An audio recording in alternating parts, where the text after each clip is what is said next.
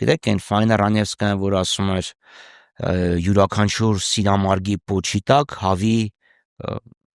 հավի հետույք են, ինձ որ մեղմեք ձեր պաթոսը։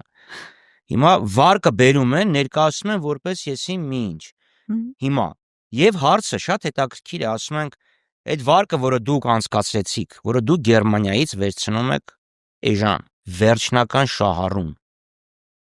քանի տոկոսով է վերցնել։ Դրանք վարկը վերցնում են, տալիս են կենտրոնական բանկին, կենտրոնական բանկը տալիս է կոմերցիոն բանկերին, հիմա մեր հայրենակիցները սպառողները արդեն ինքը կոմերցիոն վարկ է, բիզնեսները, ՓՄԶ-ները։ ՓՄԶ-ները քանի տոկոսով կարող են այդ վարկը վերցնել, չգիտենք։ Կներես, բա ինչի վրա ենք ուրախանում։ Դուք էժան եք վերցնում, իսկ մենք տնայինք 2000-ականների տոկոսադրիքները եւ հիմիկվա տոկոսադրիքները։ Սարեր ձորեր են։ Իրանց օրոք երևի մի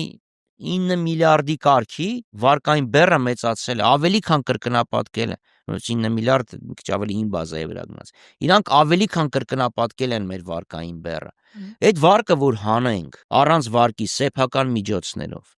ինչքան կլիներ մեր տնտեսական աճ։ Չէ՞ դու պարտք ես վերցնում։ Մեր սերունդներն է կփակեն։ Ոնց որ ես գնամ պարտք վերցնեմ, երեխեքից գամ ասեմ, երեխեք ջան, վերջ։